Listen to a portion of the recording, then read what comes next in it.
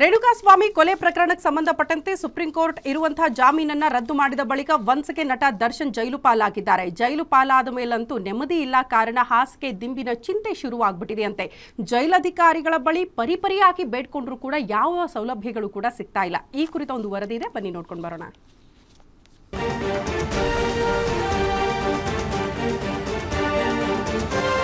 ಪರಪ್ಪನ ಅಗ್ರಹಾರ ಜೈಲಿನಲ್ಲಿರೋ ನಟ ದರ್ಶನ್ಗೆ ಕನಿಷ್ಠ ಸೌಲಭ್ಯಗಳನ್ನ ನೀಡಲಾಗಿದ್ಯಾ ಇಲ್ವಾ ಅನ್ನೋದನ್ನ ಪರಿಶೀಲನೆ ನಡೆಸಿ ವರದಿ ನೀಡುವಂತೆ ಕೋರ್ಟ್ ಸೂಚನೆ ಹಿನ್ನೆಲೆಯಲ್ಲಿ ಪರಪ್ಪನ ಅಗ್ರಹಾರ ಜೈಲಿಗೆ ಬೆಂಗಳೂರು ಕಾನೂನು ಸೇವಾ ಪ್ರಾಧಿಕಾರದ ಹಿರಿಯ ಸದಸ್ಯ ಕಾರ್ಯದರ್ಶಿ ಸೇರಿದಂತೆ ಅಧಿಕಾರಿಗಳು ಭೇಟಿ ನೀಡಿ ಪರಿಶೀಲನೆ ನಡೆಸಿದ್ದಾರೆ.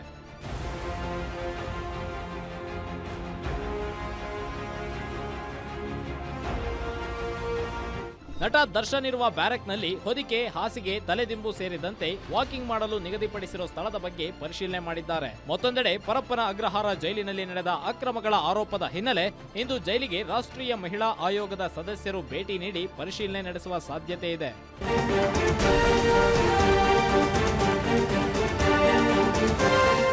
ಈಗಾಗಲೇ ನಗರದ ಹಿರಿಯ ಅಧಿಕಾರಿಗಳ ಜೊತೆ ಸಭೆ ನಡೆಸಿರುವ ಆಯೋಗ ಮಾಹಿತಿ ಕಲೆ ಹಾಕಿದ್ದು ಜೈಲಿನ ಸ್ಥಿತಿಗತಿಯ ಬಗ್ಗೆ ವರದಿ ಸಿದ್ಧಪಡಿಸಲಿದೆ.